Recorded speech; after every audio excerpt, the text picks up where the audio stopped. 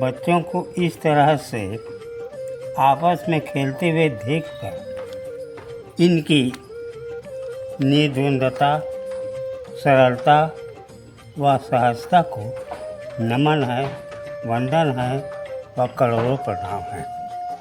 इतना अच्छा होता विश्व के लगभग 700 करोड़ मानव तन से तो 55 के होते, पर दिल से इन बच्चों की तरह बचपन के होते। ऐसे सब मिलकर खेलो बच्चों, ऐसे सब मिल कर के खेलो बच्चों।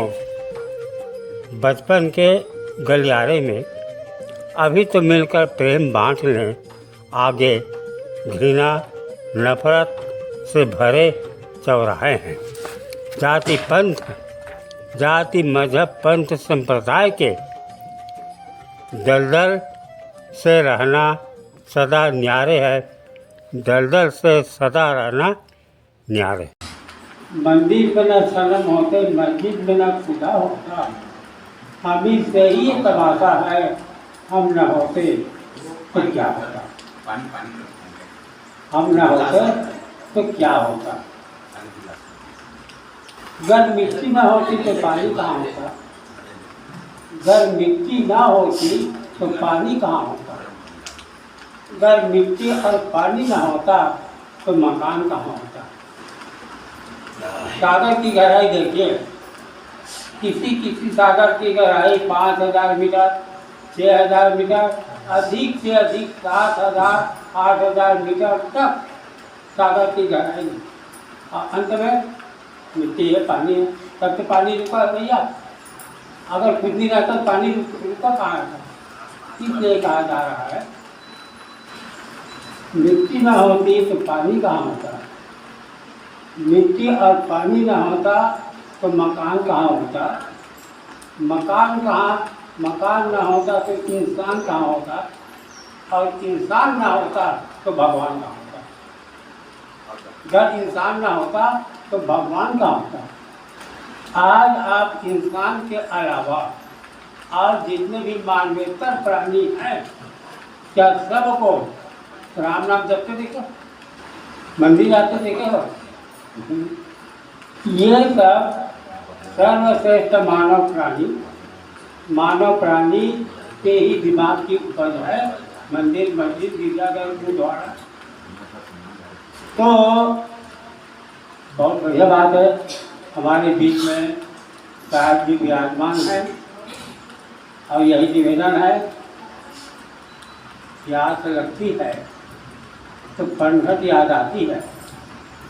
प्यास लगती है तो फनघट याद आती है। लाज लगती है तो झूठट याद आती है। ऐ जिंदगी तुझे मैं क्या कहूँ, ऐ जिंदगी तुझे मैं क्या कहूँ। ये माया जब अपना रंग दिखाती है तो संत जनों का चौखट याद आती है। संत सतगुरु की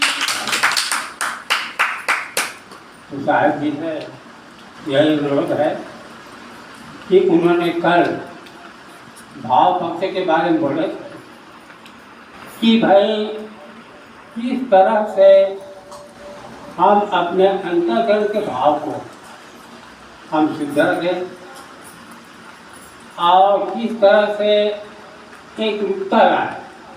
मनसा वाचा कर्मणा, जो हमारे मन के अंदर में होता है वही हमारे विचार में होना, वही जो हमारे मन के अंदर होता है वो भाव हो गया। वैसा भाव वैसा वचन और वैसा कार्य, मनसा वाचा कर्मणा। तो साहब जी कल इसी विषय पर वहाँ बोले हुए थे। बहुत कारगर मार्मिक वचन था। और मुझे तो नहीं लगता कि मैं अपने ही घर में अपने आयोजन का तकरीबन मैसेज बोलूँ। इसलिए साहब जी आपसे निवेदन है कि आप प्रकाश डालिए। बोलिए संत को साहब धर्म की। शीश भेंट धरु हाथ, वचन उचारों बंदगी सत्य प्रेम के साथ।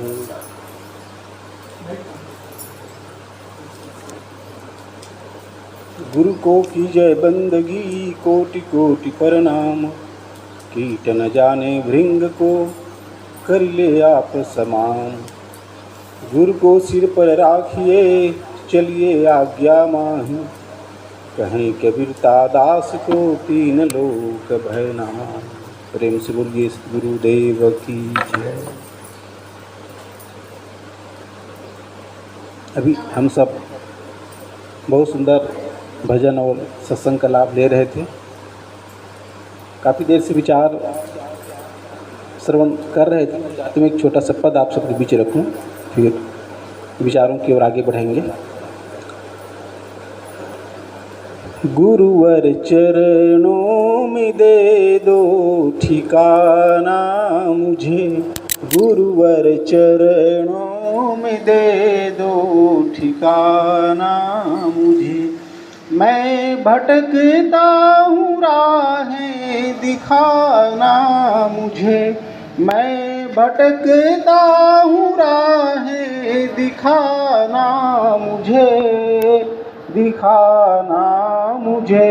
गुरुवर चरणों में दे दो ठिकाना मुझे, गुरुवर चरणों में दे दो ठिकाना मुझे।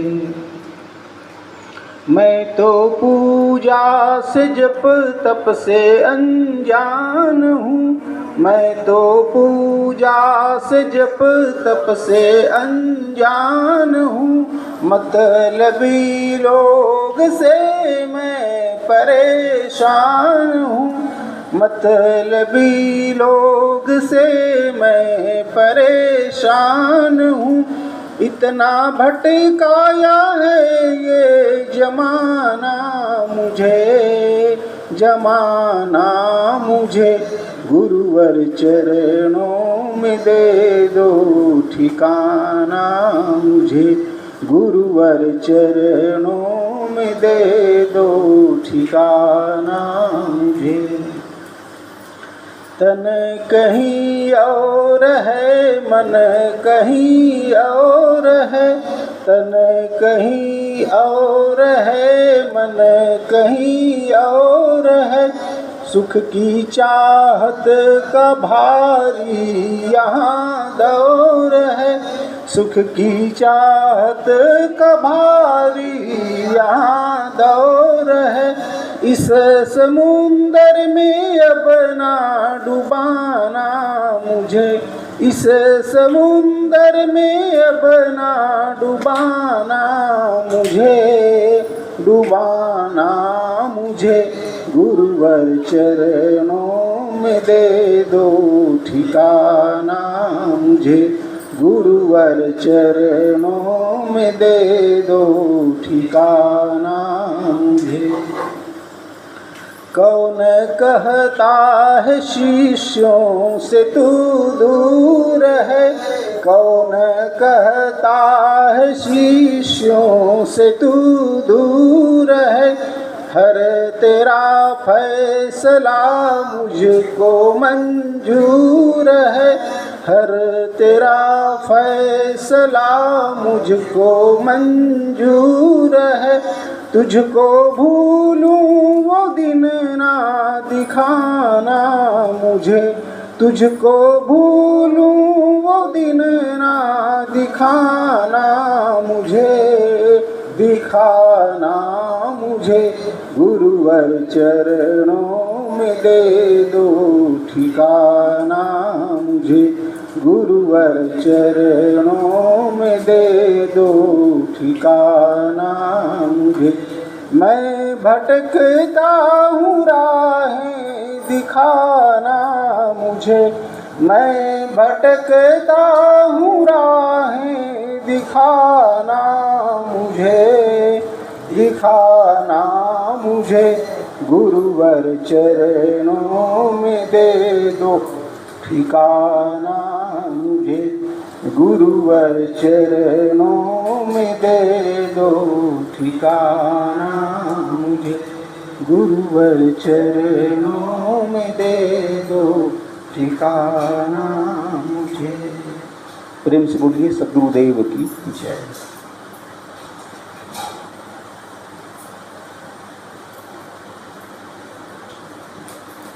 अभी हम सब वक्ताओं द्वारा बहुत सुंदर विचार श्रवण कर रहे थे धर्म अध्यात्म के संबंध में। आप सबके बीच में भी कुछ देर के लिए उपस्थित हूँ।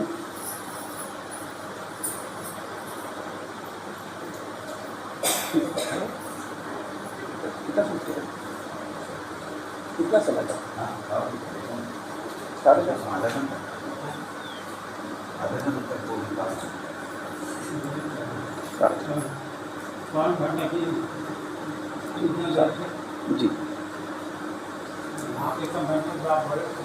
जी जी जी जी जी।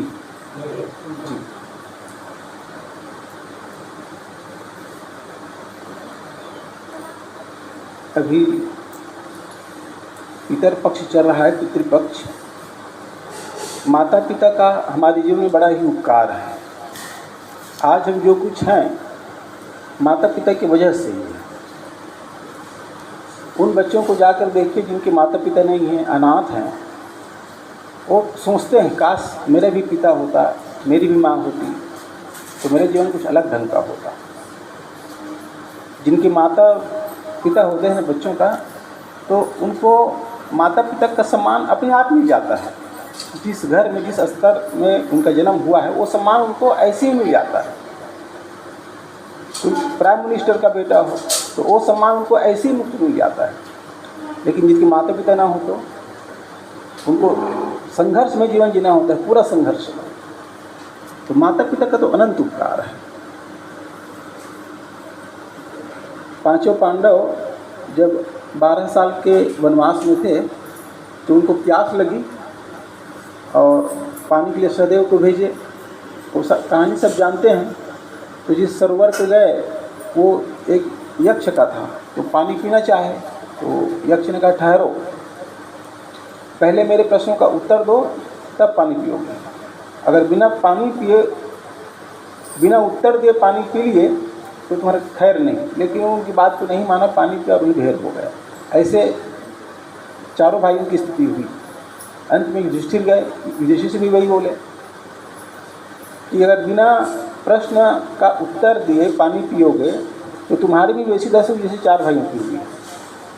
तो ज्ञानी व्यक्ति थे, तो उसने कहा बोलिए क्या क्या प्रश्न है। तो उनमें से बहुत सारे हैं प्रश्न, लेकिन 2 प्रश्न और विशेष था। उनमें से एक था कि आकाश से भी ऊंचा क्या है। तो उसने कहा था पिता का प्यार आकाश से भी ऊंचा। और धरती से भारी क्या है, तो कहा माँ का दिल। ये दोनों बहुत ही महत्वपूर्ण लगा मुझे। माता और पिता का दिल बच्चों के लिए समर्पित रहता है। पिता जिस स्तर पर है अपने बेटे को उससे ऊंची स्थिति में ही देखना चाहता है। अगर पिता चपरासी है ना तो अपने बेटे को कलेक्टर के रूप में देखना चाहता है। हमारे जैसे ना हो, हम जैसे गरीबी में जिए, अभावग्रस्त रहे, ऐसे हमारा बच्चा ना हो। हर तरह की यही चाहते हैं। और फिर माँ तो माँ है, उनका हृदय तो बच्चे के लिए हर क्षण समर्पित। पुत्र को पुत्र हो जाए लेकिन माता को माता कभी नहीं हो। तो माता पिता का अनंत उपकार है, उनके उपकार को कभी नहीं भूलना चाहिए।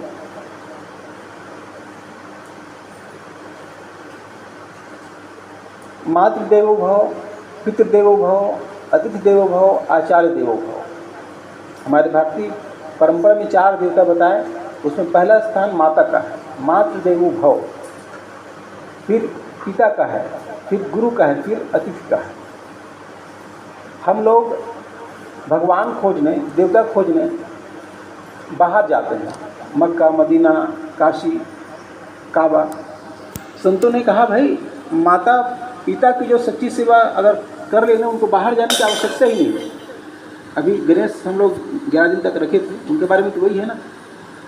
सब लोग अपने अपने वाहन को लेकर के विश्व की परिक्रमा में चले गए, लेकिन गणेश जी माता पिता की किए परिक्रमा और वो गणों में श्रेष्ठ हो गए, देवताओं में श्रेष्ठ हो गए।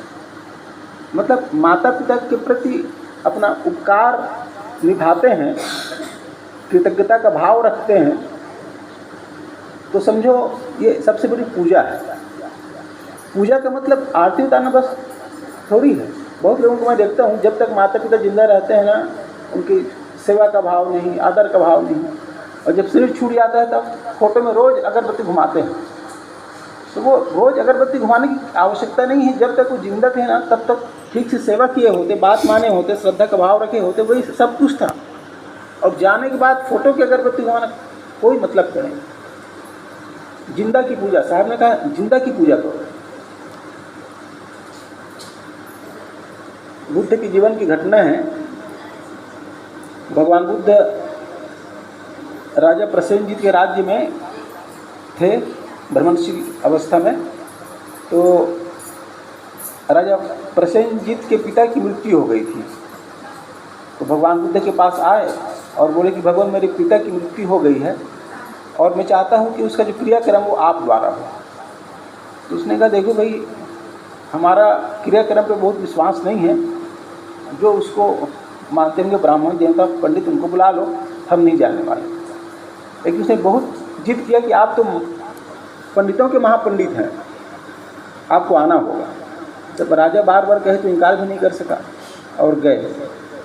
तो राजा ने कहा जो जो सामान चाहिए आप बोल दीजिए, हम उसको मंगवा देते हैं। तो उसने कहा ज़्यादा सामान नहीं, बस 2 हंडी लाना, एक हंडी में घी भर देना, दूसरे में कंकड़ पत्थर, और दोनों के मुहाने को कपड़े से बांध देना और मेरे पास लाना। लाए तो बोले कि ठीक है, इसको नदी पे छोड़ दो। छोड़ दिए पानी में। फिर एक डंडा दिए, कहा डंडे से दोनों हंडी को तोड़ दो। तो हल्का से ठोकर से उसको तोड़ दिया। तो स्वाभाविक बात, जिस हंडी में कंकड़ पत्थर थे नीचे बैठ गया और जिसमें घी था वो बाहर आके वो तैरने लगा। भगवान बुद्ध ने कहा राजन ये बताइए, ऐसा कोई पूजा पाठ है, ऐसे कोई यज्ञ विधान है, ऐसे कोई नाम जप है जिससे कि नीचे बैठे कंकड़ पत्थर बाहर की ओर आ जाए? उसने कहा भगवान ये कैसे संभव है? कंकड़ पत्थर पानी से भारी होता है, उसको नीचे ही डूबना है, ऊपर की ओर नहीं आ सकता। उनका अच्छा, तो एक प्रश्न का उत्तर और बता दो, जो घी ऊपर तैर रहा है, ऐसे कोई यज्ञ है, ऐसे कोई नाम जप है, विधि विधान है, पूजा पाठ है जिससे कि ऊपर तैर रहे घी नीचे बैठ जाए? उसने कहा ये भी संभव नहीं है, घी पानी से हल्का है, उसको ऊपर ही तैरना है। तो उसने कहा कि ये अपने नियम नहीं तोड़ सकते तो हम अपना नियम कैसे तोड़ सकते हैं? अगर आपके पिताजी ने सत्कर्म किया होगा, पुण्य किया होगा, परोपकार किया होगा, मन को शोधा होगा, मन की सफाई किया होगा, तो उसको ऊपर ही उठना है, उसको कोई गलत जगह भेज नहीं सकता। और आपके पिता ने ये सब ना करके अगर गलत काम किया होगा, दूसरों को लूटा होगा, सताया होगा, मारा होगा, तो उसको नीचे ही बैठना है, उसकी अवनति ही होनी है। और इस पर चाहे मैं क्रियाकांड करूं चाहे कोई दूसरा करे, इसे कोई फर्क नहीं पड़ता। कर्म ही जीव का साथी है। ये बाहरी कर्मकांड से भी छूटने के बाद जो होता है ना, वो हमारे मन की संतुष्टि के लिए, हमारे मन के संतोष के लिए बस, बाकी जीव के साथ उनका कर्म ही जाता है। तो उनके बहाने भगवान बुद्ध ने संदेश दिया पूरे संसार के लोगों को कि मरने के बाद जो कर्मकांड में लगे रहे हो ना, उसकी बहुत आवश्यकता नहीं है। जीते जी उनकी सेवा करो, उनकी बात मानो, आज्ञा का भाव रखो, श्रद्धा का भाव रखो, ये खास चीज़ है। तो ये बात सुनकर राजा प्रसेनजीत बहुत खुश हुआ। कहा भगवान पता नहीं आपके पास क्या जादू है, अगर आप नहीं मिले होते तो पता नहीं मैं कहाँ कहाँ भटकता। ये पूजा पाठ, ये यज्ञ, यहाँ का पानी, वहाँ का मिट्टी, दुनिया भर के कर्मकांड में लगा होता। लेकिन आप जब ये बात बोले तो मेरे जीवन भर का विश्वास समाप्त हो गया। तो हमारे भीतर जो अंधविश्वास है ना, उससे हमें विरत होने की आवश्यकता है। चमत्कार की तरफ पूरे लोग भागते हैं, पूरे संसार के लोग भागते हैं, लेकिन चमत्कार 16 आने झूठ होते हैं। संसार में कारण कारज की व्यवस्था है, विश्व का एक शाश्वत नियम है, शाश्वत नियम के हिसाब से ही होता है, जो करो सो भरो। चमत्कार जैसा कोई चीज़ नहीं होती संसार में।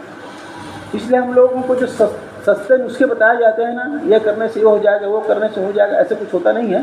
संसार में कारण कार्य की व्यवस्था है, जो करो सो भरो। तो विश्व के जो शाश्वत नियम है, अस्तित्व का जो नियम है, लॉ ऑफ नेचर, वही भगवान है।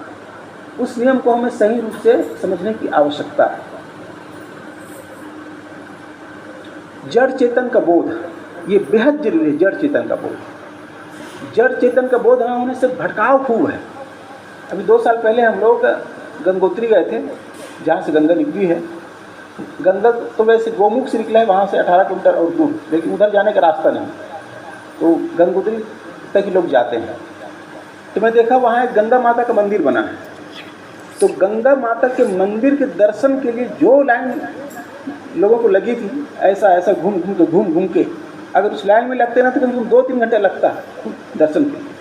और साक्षात गंगा जो बह रही है ना, उनको देखने वाले नहीं, और गंगा माता का मंदिर जो मूर्ति बनाया है उसको देखने के लिए लंबी भीड़ लगी है। मैंने कहा गजब संसार है। तो वहीं एक सन्यासी से भी मुलाकात हो गई, तो सन्यासी जोर से भड़का, देख लो भारतवर्ष को इतने अंधे लोग होते हैं।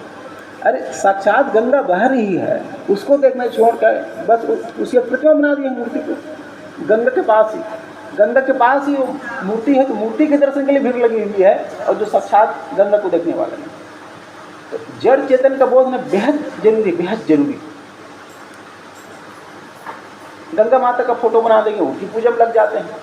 भारत माता का फोटो बनाते हैं तो वहाँ पूजा में लग जाते हैं। भारत माता तो हमारी माताएं हैं, भारत देश की माताएं, वो भारत माता है। जो फोटो बनाते हैं वो भारत माता नहीं है, वो तो माता का प्रतीक है। अब जो संकेत के लिए बना दिए तो बनाना कोई बुरी बात नहीं, लेकिन उसकी जो आरती उतारते हैं, पूजा करते हैं, अगरबत्ती पैसे चढ़ाते हैं, ये गलत है। छत्तीसगढ़ महतारी, तो छत्तीसगढ़ महतारी का फोटो बना दिए तो वहाँ पूजा में डट जाते हैं। छत्तीसगढ़ महतारी हमारी माताएं हैं, छत्तीसगढ़ की माताएं ये महतारी हैं, तो इनकी पूजा का मतलब इनके पास अच्छा भाव रखना, आदर देना, सम्मान का भाव रखना, ये छत्तीसगढ़ महतारी को पूजना है, न कि फोटो के सामने आरती उतारना। हिंदुस्तान ना पूजा करने में बहुत माहिर है, बहुत माहिर। तो हमें जड़ चेतन का विवेक होना बेहद जरूरी है, क्योंकि भटकाव बहुत है। जैसे कि भैया जी बोल रहे थे कि साहब ने जो कहा है पहाड़ पूजे अधिक मिले तो मैं पूजूँ पहाड़, उस संदर्भ लिए थे।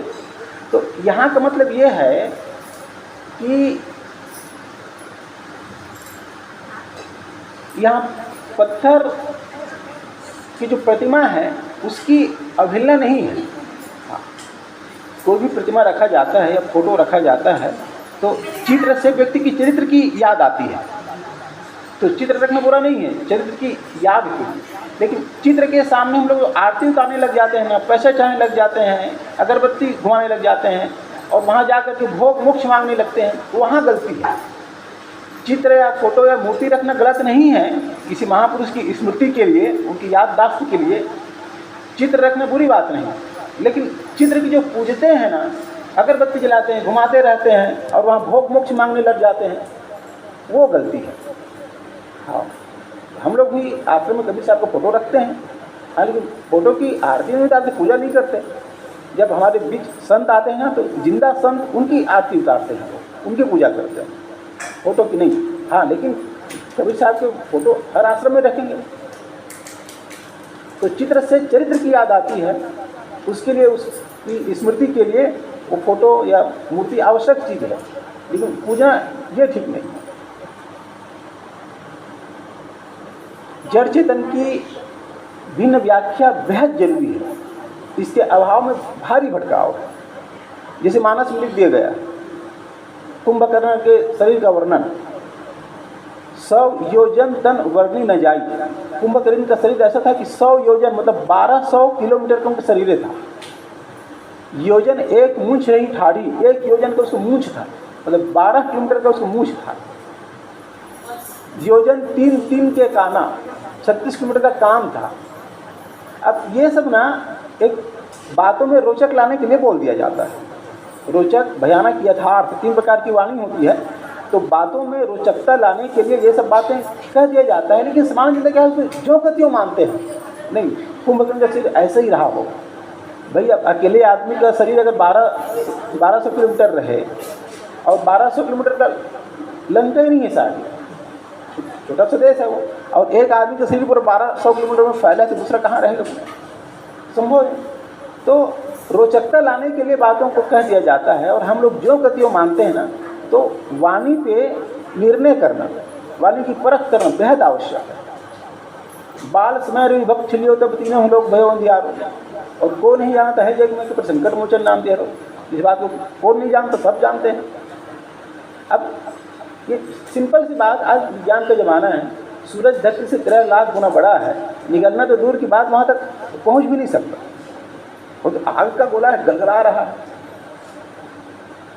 लेकिन आज भी जो बच्चों जो मानव लोग हैं चल ही रहा है, विवेक ही नहीं करना, विचार ही नहीं करना।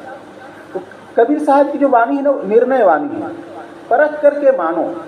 मानना बुरी चीज़ नहीं है, लेकिन जान करके मानो।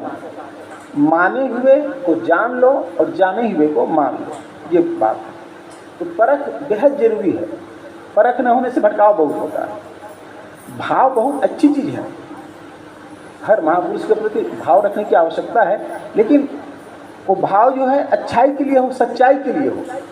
जब वो भाव झूठाई में हो जाता है ना, केवल चमत्कार में हो जाता है ना, तो वहीं गलती हो जाती है। सच्चाई के प्रति भाव तो होना ही चाहिए। जिस व्यक्ति के पास भाव नहीं है, हृदय से सूखा है, उससे कुछ भी काम नहीं होता। तो भाव में रहना तो बेहद जरूरी है, लेकिन सच्चाई के प्रति भाव तो काम का होता है। और वो भाव को झूठाई के प्रति हो जाए तो वही अंधविश्वास होता है। विश्वास ठीक, लेकिन अंधविश्वास हो वो गलत। श्रद्धा हो ठीक, लेकिन वो अंधश्रद्धा हो तो गलत हो जाता है। तो कहें कबीर ते बाँच हैं जाके हृदय विवेक, वही बचता है जिसके हृदय में विवेक हो। तो विवेक की कसौटी लगाना बेहद आवश्यक है, बेहद जरूरी है।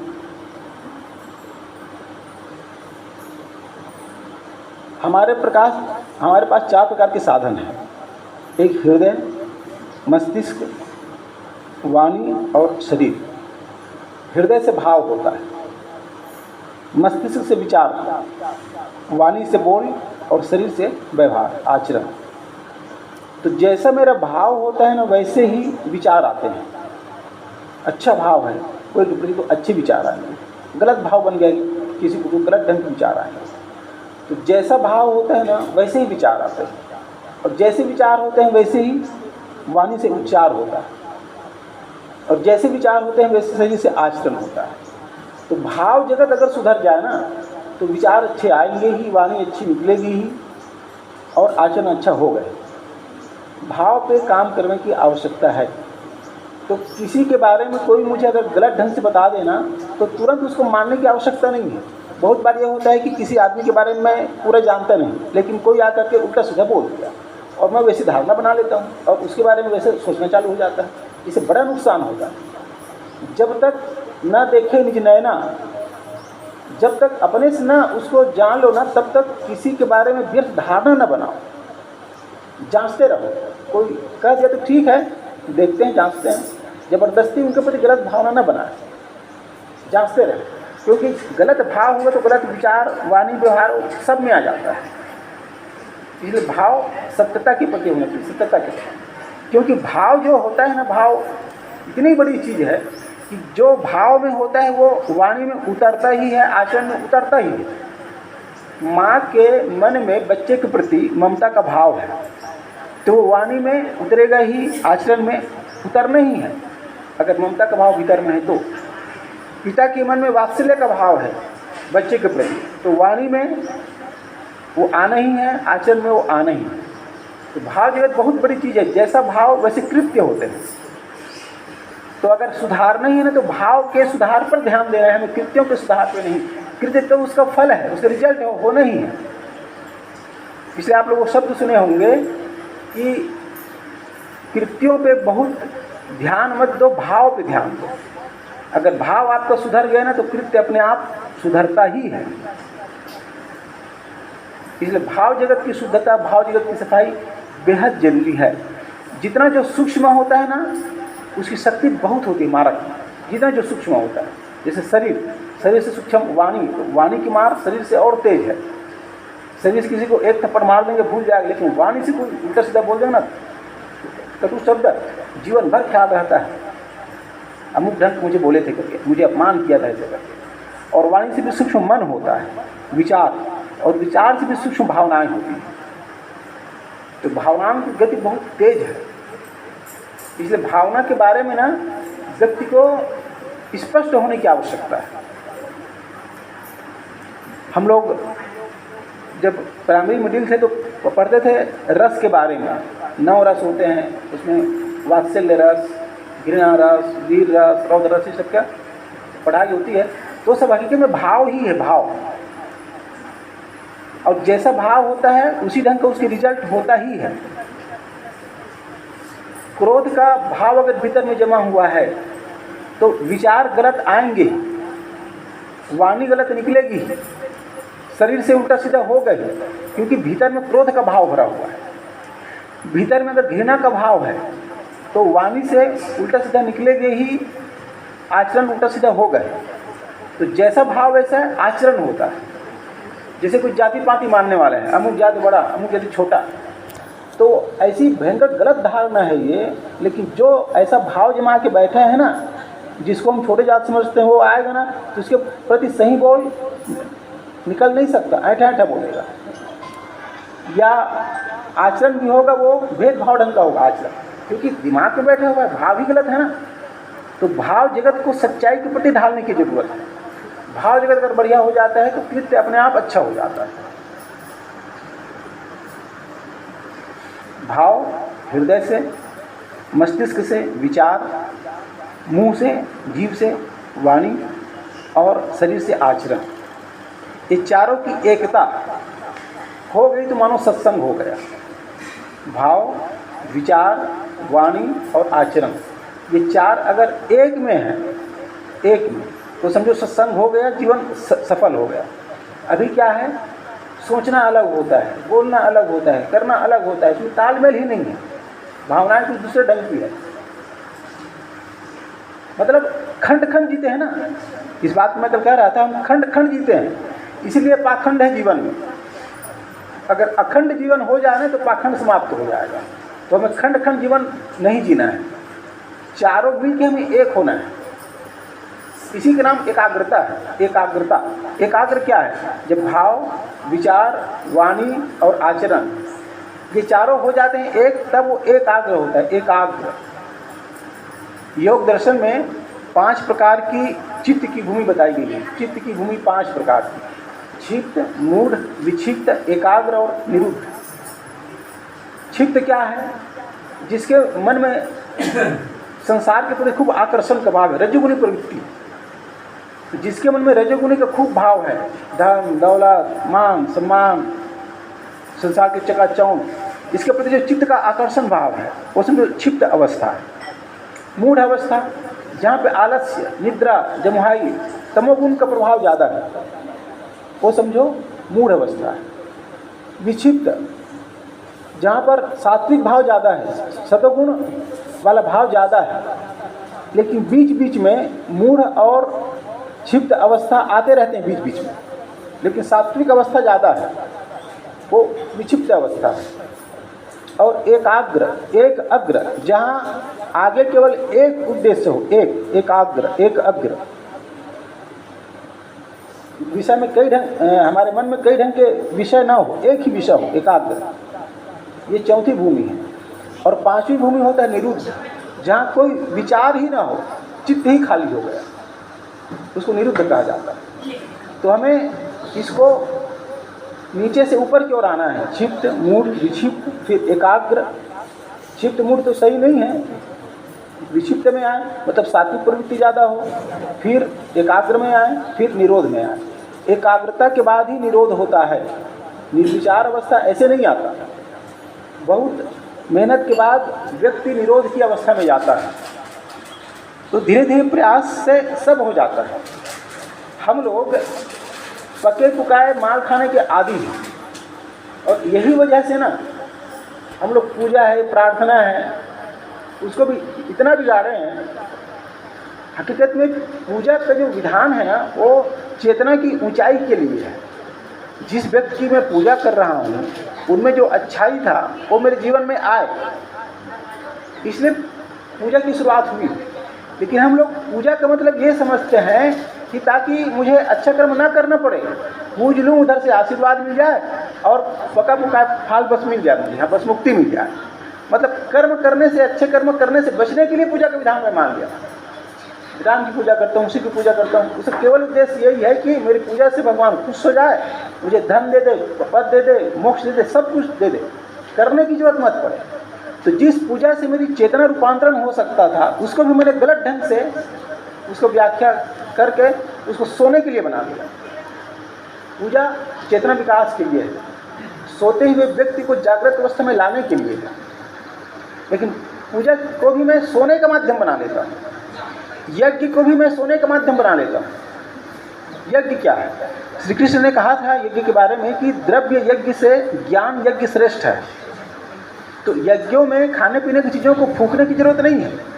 अगर चलो ठीक है आप उस परंपरा के हो तो थोड़ा बहुत हुम दे दो, हुमन वगैरह अलग चीज़ है, लेकिन आप कुंटल कुंटल अनाज को डाल देते हैं यज्ञ के नाम से, सैकड़ों पे घी डाल देते हैं यज्ञ के नाम से। तो इतना अंधविश्वास है। हम लोग का कुंभ मेला लगता है इलाहाबाद में, हरिद्वार में, नासिक वगैरह में। तो इलाहाबाद में कुंभ मेला चल रहा था, तो एक जगह यज्ञ हो रहा था, यज्ञ। तो यज्ञ में हजारों टीपे घी डालते थे, हजारों टीपे घी, 7 दिन का यज्ञ था, हजारों टीपे घी स्वाहा स्वाहा के नाम से डाल दिया। 1100 यज्ञ कुंड थे, 1100 सोच लो। और एक यज्ञ कुंड में 2 यजमान और उसकी वाइफ और 8 उसमें ब्राह्मण होते थे, कुल मिला के 10। एक यज्ञ में 10 लोग बैठते थे, और हर यज्ञ में जो ऐसे घेरा रहता था यज्ञ का मंडप, उसमें घी डालना है, तिल डालना है, जौ, चावल, ऐसे अनाज, मतलब हजारों बोरे डाले गए होंगे, हजारों बोरे उस 7 दिन। तिल, यहाँ तक काजू, किशमिश। एक इलाहाबाद के कमिश्नर था, वो 40 मन काजू दिया था यज्ञ में डालने के लिए, 40 मन काजू। 1 मन 20 किलो का होता है वहाँ, यहाँ 40 किलो है, वहाँ 20 किलो का 1 मन, तो 40 मन मतलब 8 कुंटल के आसपास काजू डाले थे यज्ञ के नाम से। ये इतना अंधविश्वास है लोगों में। काजू भाई खाने पीने की चीज़ है, अगर चलो उसी परंपरा को थोड़ा बहुत डाल समझ में आ जाता है, चलो आपकी भावना है, लेकिन 8 कुंटल काजू भी यज्ञ में डालना। इसलिए श्री कृष्ण ने कहा कि द्रव्य यज्ञ की अपेक्षा ज्ञान यज्ञ श्रेष्ठ है। द्रव्य को उस हवन में मत डालो, किंतु बुराइयों को डालो, दोषों को डालो, दोषों का स्वाहा, क्रोध स्वाहा, ईर्ष्या स्वाहा, अहंकार स्वाहा, ऐसे कौन भी स्वाहा स्वाहा। आप यज्ञ में घी डालते हो, चावल डालते हो, आवश्यकता क्या है? उसको खिलाओ बढ़िया। यज्ञों में डालने की अपेक्षा तो लोगों को खिलाओ, भंडारा करो बढ़िया से, लोग नाम लेंगे, आपका आशीर्वाद देंगे, पुण्य मिलेगा आपको। तो हम ना जो जितने यज्ञ है, पूजा पाठ है, उसको भी जगने के लिए नहीं, उसको सोने का माध्यम बनाने का। ऐसा करने से मुझे फोकट में सब कुछ मिल जाएगा। फोकट में कुछ भी नहीं मिलने वाला है। एक नीतिकार ने कहा है कि भगवान श्री कृष्ण कर्तव्य कर्मों की स्थापना करने के लिए संसार में आए थे, कर्तव्य कर्मों की स्थापना करने के लिए। और जो लोग सिर्फ कृष्ण कृष्ण जप करके कर्तव्य कर्म छोड़ते हैं, कर्तव्य कर्म छोड़ करके सिर्फ कृष्ण कृष्ण जपते हैं, वो श्री कृष्ण के द्रोही हैं, उनके दुश्मन हैं, वो कृष्ण को समझ नहीं पाए। क्योंकि कृष्ण ने कर्तव्य कर्मों की स्थापना के लिए संसार में अवतार लिया था, और आप केवल उनके नाम जप के कर्तव्य कर्मों को छोड़ रहे हैं। नाम से सब कुछ हो जाएगा क्या? तो नाम से कुछ होने वाला नहीं है। नाम से जिस व्यक्ति का नाम ले रहे हो ना, उस व्यक्ति के चरित्र को देखो और उस चरित्र को अपने जीवन पे उतारो, लाओ। तो पूजा का मतलब है, और जितने कर्मकांड करते हैं उस सब का मतलब है। तो हम सबको ना ये जितने आध्यात्मिकता की ओर ले जाते हैं, उनका गलत उपयोग नहीं करना है। जैसे अलार्म होता है ना, अलार्म, तो अलार्म का उपयोग क्या है? जगाने के लिए। अब हम लोग अगर अलार्म से घंटी बजे तो उसको बंद कर दें, या बजे भी तो अलार्म के पास बैठ के आरती उतारें, ये अलार्म देवता आप मुझे जगाया, अरे जगा दिए ठीक है, फिर आगे काम करो ना। अलार्म को धन्यवाद दो और आगे काम करो, जग गए। लेकिन स्थिति ये है कि अलार्म ने आपको जगाया ना, तो उसके आरती पूजा वंदना में लग जाते हैं। जितने महापुरुष की जो आरती आराधना हुई, उसका मतलब वही आज का। भाई महापुरुष ने आपको जगा दिया, अब सत्कर्म करने की जरूरत है, उसको पूछने की आवश्यकता नहीं है। जैसे एक नाव हो, आपको पार करना है नदी, तो नाव में बैठ के पार कर दिए, अब पार हो गए तो नाव को छोड़ो और जाओ जहाँ जाना है। आप नाव के पीछे पड़ जाते हैं, हे नाव आप मुझे पार लगाया, आपको धन्यवाद है, उसका आरती उतारूँ, पूजा करूँ, दिक्कत ये हो जाता है। धन्यवाद दो और जाओ। हम लोग पूजने में डर जाते हैं, और बहुतों का अलार्म तो बंद है तो भी पूजा हो रही है। कोई का अलार्म गेरुआ वस्त्र का है, कोई का अलार्म हरा रंग का है, और आपस में झगड़ते रहते कि हमारा अलार्म अच्छा है, उनका अलार्म खराब है। यहाँ तक ये सब हो रहा है। तो जो अलार्म मुझे जगाने के लिए था, उस अलार्म में मैं जगता नहीं हूँ और सोने का माध्यम बना लेता हूँ। जैसे कोई होता है ना, अलार्म में घंटी बजती है, उसको बंद कर देते हैं, फिर सो जाते हैं। ऐसे बहुत लोग हैं। महापुरुष मुझे जगाते तो हैं, लेकिन जो जागरण वाला उद्देश्य है उसको मैं ग्रहण नहीं करता, सुन लेता हूँ फिर सो जाता हूँ। तो महापुरुष जगाने के लिए है। कुल मिला के ना, धर्म और अध्यात्म का महत्व मेरे रूपांतरण के लिए है। अगर मैं नहीं जग पाया, मैं रूपांतरित नहीं हो पाया, तो भगवान की लाख आराधना करूं, लाख पूजा करूं, मेरा किसी फायदा का नहीं। जितना यज्ञ विधान होता है, पूजा पाठ होता है, जितने धार्मिक क्रियाकांड होते हैं, सत्संग होते हैं, सिर्फ मुझे जगाने के लिए। अब सत्संग हो रहा है, अब सत्संग से मैं जागूं ही ना, तो फिर सत्संग व्यर्थ हो जाता है हमारे लिए। सत्संग बड़े काम की चीज़ है, लेकिन मैं जगा ही नहीं, तब मेरे लिए बेकार हो गया। तो कुल मिलाकर के आत्म रूपांतरण, आत्म जागरण, ये खास चीज़ होती है। अगर आज सत्संग में बैठे हैं ना, तो कल जैसी मेरी स्थिति थी, आज उससे थोड़ा आगे हो, कल और आगे हो, परसों और आगे हो। यही सत्संग का अर्थ है। 20 साल से सत्संग कर रहा हूँ, जहाँ के तहाँ हूँ, एक तंबाकू नहीं छूटती, बीड़ी नहीं छूटता, झूठ बोलना नहीं छूटता, छद्म नहीं छोड़ता। और मैं कहता हूँ कि हम तो 20 साल के सत्संगी हैं, तो क्या फल हुआ? फिर टाइम पास किया हो बस। निर्मल मन जन सो मोहि पावा, मोहि कपट छल छिद्र न भावा। श्री राम जी ने कहा है कि मुझे निर्मल मन वाला व्यक्ति अच्छा लगता है। निर्मल मन जन सो मोहि पावा, मुझे कौन प्राप्त करता है? जिसका मन निर्मल हो गया हो। और मुझे मोहि कपट छल छिद्र न भावा, कपल छल छिद्र वाला आदमी मुझे अच्छा नहीं लगता। तो अगर भगवत्ता को पाना है, भगवत्ता का अवतरण अपने जीवन को लाना चाहते हैं, तो कपट, चालाकी, धूर्तताई, धोखा, विश्वासघात, ये सबको छोड़ने की जरूरत है। जीवन जितना निर्मल होगा उतना ही आप धार्मिक हैं, और जीवन जितना गंदा होगा उतना ही आप अधार्मिक है। चाहे कोई भी मत पंथ के हों, चाहे इसकी पूजा करते हों, चाहे वहाँ जाते हों, किन्हीं की पूजा करते हैं, जीवन ही बताता है कि आप कैसे हैं। मैं किसकी पूजा करता हूँ, कहाँ जाता हूँ, बहुत महत्व की बात नहीं। जीवन में उसका रिजल्ट आ रहा है कि नहीं। जीवन अगर अच्छा है तो उसमें धार्मिक हो, जीवन खराब है तो अधार्मिक हो। इसलिए हम सबको जीवन को ही खास महत्व देना है। और वो उदाहरण मैं प्रायः कहा करता हूँ भगवान बुद्ध के जीवन की घटना को। एक बार भगवान बुद्ध एक गांव से दूसरे गांव जा रहे थे, तो देखा कि किसी व्यक्ति ने एक व्यक्ति को तीर मार दिया। तीर उस व्यक्ति को जाके तीर लग गई, व्यक्ति व्याकुल हो गया। भगवान बुद्ध देखे तो जा करके निकालना चाहे तीर को, तो उसने कहा रुको रुको, पहले ये पता करके आओ कि मुझे तीर किस व्यक्ति ने मारा है और किस भाव से मारा है, जानबूझ के मारा है कि धोखे से लग गया। उसने कहा अरे बेकार की बात ना करो, पहले तीर निकाल देते हैं, तो जहर जो भिन जाकर शरीर में मौत तक हो सकती है। उसने कहा नहीं, पहले पता करके आपको किसने मारा और किस भाव से मारा, और साथ साथ ये पता करो कि तीर किस लकड़ी से बनी है और इसमें जहर है, वो तीर में वो किस ग्रेड का जहर है। बुद्ध ने कहा क्या तुम पागलपन की बात करते हो, अरे तीर निकालने दो। लेकिन नहीं माना, पहले जान करके आओ। ऐसे ऐसे में जहर पूरा शरीर में भिन गया और उस आदमी की मौत हो गई।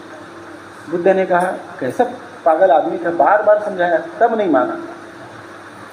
तो उन्होंने कहा ऐसे ही संसार के लोग हैं, दुख रूपी तीर भीतर में गड़ा है, दुख रूपी तीर, उस दुख को नहीं निकालते। दुख कहाँ से है? दोष की वजह से, विकार की वजह से, वासना की वजह से। तो विकार वासना को नहीं निकालते। इस चक्कर में लग जाते हैं कि संसार कौन बनाया, वेद कौन लिखा, फलाना अध्याय में कौन सा मंत्र है, राम हुए कि नहीं हुए हैं, भगवान की 4 हाथ होते कि 2 हाथ होते हैं। अरे इनको नहीं जानोगे तो क्या घाटा हो जाएगा आपका, और जानोगे तो क्या फ़ायदा हो जाएगा। ग्रंथ तो बहुत है, ग्रंथों को अगर नहीं पढ़ोगे तो क्या हो जाएगा। अपने जीवन को पढ़ लो ठीक से। अपने जीवन को पढ़ना लाख ग्रंथों के पढ़ने से अच्छा हो जाता है। जीवन को पढ़ो अपने भीतर जाके। तो हम लोग दुख रूपी जो कांटा जो विकारों की वजह से लगा है भीतर, उसको नहीं निकालते, दुख के तीर को नहीं निकालते, बस बाहर बाहर में लग जाते हैं कि 7 लोग कौन कौन से हैं, 7 स्वर्ग कौन कौन से हैं। ऐसा लगता है कि वहाँ कोई जमीन खरीदने जाने वाला है। एक आदमी मुझे बोलता था, महाराज 14 भुवन कौन कौन से हैं। मैं कहा भैया क्या कर लोगे, तो जान लोगे तो क्या हो जाएगा इससे, और नहीं जानोगे तो क्या घाटा हो रहा है। अपने बारे में जानो, अपने दुख को समझो, अपने विकार को जानो, मैं क्यों दुखी होता हूँ, क्यों परेशान होता हूँ, काम में कब कब बेहाल होता हूँ, क्रोध में कब तक बेहाल होता हूँ, अहंकार जाकर के दुखी होता हूँ। तो इन सब भीतर के विकारों को जानो, विकारों को समझो और विकारों की सफाई करो। और जब विकार पूरी तरह से साफ हो जाएंगे ना, तो यही तो धर्म, यही तो अध्यात्म है, और कुछ करने की आवश्यकता नहीं। मन की तरंग मार लो बस हो गया भजन, आदत बुरी सुधार लो बस हो गया भजन। भजन इतना ही है, बस शार्ट कर, बुरी आदतों को हटाओ, मन के कलमश को धो, यही तो है। 4 वेद 6 शास्त्र में बात लिखी है 2। एक ने कहा भाई 4 वेद 6 शास्त्र का सारांश क्या है, तो उत्तरदाता ने कहा 4 वेद 6 शास्त्र में बात लिखी है 2। इतनी ही बात है कि दुख दिन्हे दुख होता है, सुख दिन्हे सुख हो। बस दुख देने से दुख मिलता है, सुख देने से सुख मिलता है। जो करो सो भरो, ये अस्तित्व का नियम है। इसलिए अच्छा देना सीखो, शुभ दोगे शुभ मिलेगा, और अशुभ दोगे तो अशुभ मिलेगा। यही वेद शास्त्र का सार है। इन बातों को अगर ठीक से हम समझते हैं, जड़ चेतन की बारीकी को समझते हैं, तो समझो जीवन धीरे धीरे धीरे धीरे उच्चता की ओर बढ़ता ही जाता है। जड़ चेतन की व्याख्या ना होने से भी भारी भटकाव है। जैसे महाभारत में गंगा के बारे में, शांतनु को मतलब गंगा से प्यार हो गया, तो फिर आए उसके 8 बच्चे हो गए। भाई गंगा एक नदी है, नदी, वो कोई आदमी नहीं है, लेकिन उसको आदमी जैसा बना दिए। फिर उनकी वाइफ हो गई, पत्नी हो गई, 8 बच्चे भी हो गए। तो ये सब भ्रम खूब चलता रहता है। हाँ, अगर गंगा रही होगी तो कोई आदमी रही होगी, आदमी। गंगा नाम की कोई नारी नहीं होगी, तभी बच्चे आएंगे। अब जो पानी बह रहा है, वो पानी को हम लोग आदमी बना देते हैं, और आदमी से बच्चा हो गया। तो जहाँ न पहुँचे रवि, वहाँ पहुँचे कवि। अपनी कल्पना से ये सब लिख देते हैं। तो अपनी कल्पना को भी थोड़ा समझने की आवश्यकता है। रोचक, भयानक, यथार्थ 3 प्रकार के शब्द होते हैं। रोचक जो अच्छा लगे लोगों को। तो समाज में जैसे नाचा वगैरह होता है तो जोकर नहीं होता है, मूड फ्रेश के लिए जोकर रख देते हैं। ऐसे ही शास्त्रों में भी ना रोचकता लाने के लिए कुछ ऐसी बातों को लिख देते हैं ताकि लोग उबे ना, घबराए ना करें। तो कुछ रोचक वाणियाँ हैं, जैसे मैं कुंभकर्ण की बात बोल रहा था, तो रोचक। भयानक, भयानक वाणी जैसे अगर गलत कर्म करोगे तो नरक में जाओगे, वहाँ तुमको जलाया जाएगा, मारा जाएगा, काटा जाएगा, ऐसा जो डरावनी बातें लिखी है, तो वो भयानक, रोचक, भयानक। और यथार्थ, जैसा है वैसा है, तो यथा अर्थ, यथार्थ। यथार्थ वाणी से ही कल्याण है, रोचक भयानक से नहीं। तो हमें शब्दों के पारखी होना पड़ेगा, शब्दों की गहराई को समझना होगा, और अंधविश्वास, चमत्कार, अंधरूढ़ी, अंधमान्यता से पार हो करके सच्चे दर्शन, सम्यक दृष्टि, जिसे भगवान बुद्ध ने कहा सम्यक दृष्टि, जो चीज़ जैसी है उसको उसी रूप में जानना, उसी से हमारा कल्याण होता है। इन छोटी छोटी बातों को हम सबको गहराई से समझना है, जानना है और जीवन जीना है, तभी हम सबका उद्धार संभव है। और इसके लिए सहायक हैं संत, सज्जन, सद्गुरु, सद्ग्रंथ, ये सब सहायक हैं। तो इनके पास हमें सब बैठें, इनकी बातों को सुने और उनको मनन चिंतन करके जीवन में उतारें, तभी जीवन उच्चता की ओर जाएगा। एक छोटा सा पद कह के अपनी वाणी में विराम। आप सभी कहेंगे, हमने आंगन नहीं बुहारा, हमने आंगन नहीं बुहारा, कैसे आएंगे भगवान, कैसे आएंगे भगवान। हमने आंगन नहीं बुहारा, हमने आंगन नहीं बुहारा, कैसे आएंगे भगवान, कैसे आएंगे भगवान। चंचल मन को नहीं संवारा, चंचल मन को नहीं संवारा, कैसे आएंगे भगवान, कैसे आएंगे भगवान। चंचल मन को नहीं, चंचल मन को नहीं संवारा, कैसे आएंगे भगवान, कैसे। हर कोने कलमश कषाय की लगी हुई है ढेरी, हर कोने कलमश कषाय की लगी हुई है ढेरी, हर कोने कलमश कषाय की लगी हुई है ढेरी, हर कोने कलमश लगी हुई है ढेरी। नहीं ज्ञान की किरण कहीं भी, हर कोठरी अंधेरी, नहीं ज्ञान की किरण कहीं भी, हर कोठरी अंधेरी। आंगन चौबारा अंधियारा, आंगन चौबारा अंधियारा, कैसे आएंगे भगवान, कैसे आएंगे भगवान। हमने आंगन नहीं बुहारा, हमने आंगन नहीं, कैसे आएंगे भगवान, कैसे आएंगे भगवान। हृदय हमारा पिघल न पाया जब देखा दुखियारा, हृदय हमारा जब देखा दुखियारा। किसी पंथ भूले ने हमसे पाया नहीं सहारा, किसी पंथ भूले ने हमसे पाया नहीं। सूखी है करुणा की धारा, सूखी है करुणा की धारा, कैसे आएंगे भगवान, कैसे आएंगे भगवान। हमने आंगन नहीं बुहारा, हमने आंगन नहीं बुहारा, कैसे आएंगे भगवान, कैसे आएंगे भगवान। अंतर के पट खोल देख ले ईश्वर पास मिलेगा, अंतर के पट खोल देख ले ईश्वर पास मिलेगा। हर प्राणी में है परमेश्वर का आभास मिलेगा, हर प्राणी में है परमेश्वर का आभास मिलेगा। इस पर हमने नहीं विचारा, इस पर हमने नहीं विचारा, कैसे आएंगे भगवान, कैसे आएंगे भगवान।